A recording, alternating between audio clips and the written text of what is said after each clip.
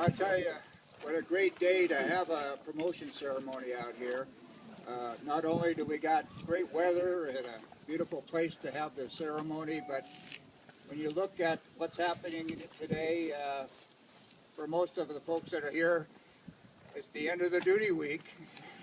It was the start of a 4-day weekend ahead, so I mean, how much better can you get than that? So I'd like to piggyback on Sean's comments about welcoming John's family here today. Jennifer and Nicholas and Mackenzie and Maya, along with his parents and sister and aunt. It's really great to have family participate and attend these events. It makes it extra special for the promotee.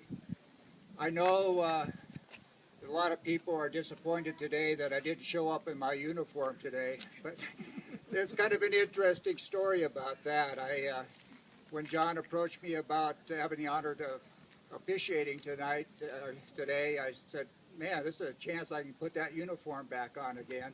So when I got home that night, went down the basement and found the old uniform. Been hanging there for about 13 years. So I shook the dust off a little bit and tried it on. I couldn't believe the darn thing had shrunk on me. and it, needless to say, it felt a little snug. So I thought I would really get a second opinion on it. So I went and called Scott Radetzky, who most of you know was a member of the IG team, a safety inspector, just to get a second opinion. So I called him over, put the uniform back on, and Scott, being the gentleman he is, he says, "Mr. Nyberg, you look great in that uniform." And especially impressive, that combat infantry badge and everything like that. But to be perfectly honest, with my safety background, I really don't think it's a good idea that you wear that unless you issue safety glasses to everybody in attendance, because once those buttons start popping, there's no telling where the heck they're going to go or what damage is going to occur as a result of that. So thanks, Scott, for that wisdom there. Over the past 4 years, I've had the opportunity to participate in a number of promotion ceremonies and watch Colonel Gilson and then General Skinner officiate at these events.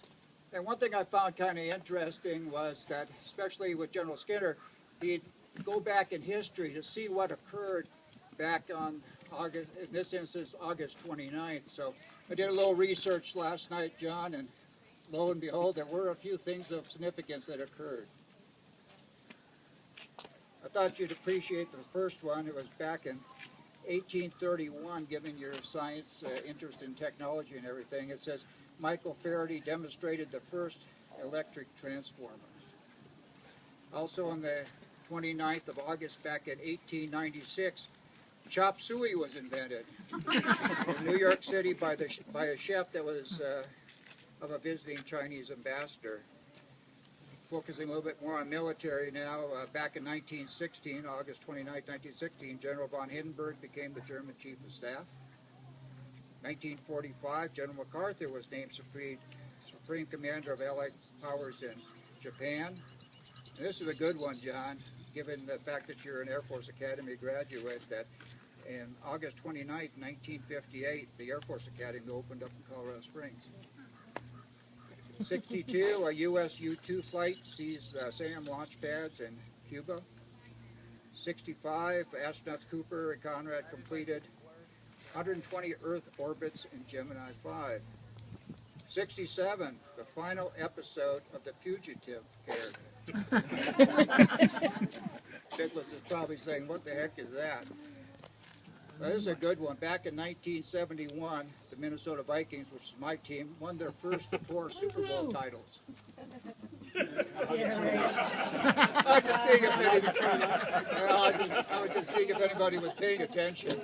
They've never won. That was another good one. August 29, 1982, Cleveland recorded their lowest temperature ever for the month of August, 38 degrees. 1990, Saddam Hussein declared America's can't beat Iraq. And now in 2013, we can put the promotion of John Michael Joshua to Lieutenant Colonel on that list of significant events. Great.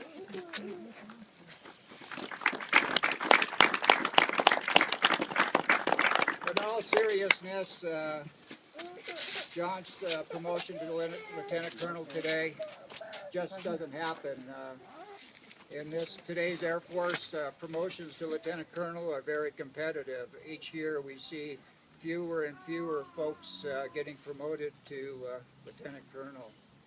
And really, when you look at promotions, it's not so much based on past accomplishment, but it's on future potential. Without question, John has a lot of potential as he moves up in rank. Having sat on a number of promotion boards, you get a lot of records, officer records that come forward that you're to review. And as those that have served before on promotion boards, you don't really have a lot of time to look at every detail on every record. So I found myself, as I got a record in front of me, I kind of looked at the bottom line of the endorsing official or the rater as to, on his performance report, to see what kind of words they had for the person they were writing on. So I had an opportunity this morning to go back over some of John's performance reports, going back to when he was a second lieutenant, and these were some of the bottom lines that were on there. And I think it's, as I read these, you can reflect on why John is up here today. Excellent leader, tremendous performer, dedicated, perceptive, and proactive. Gun-ho, eager, enthusiastic. Go to war, warfighter for calm. Eye-watering leadership, management, and technical skills. Poised and confident. Exemplifies follow-me leadership. A dynamic leader and trendsetter in one package. A truly amazing officer. Fire and forget weapon.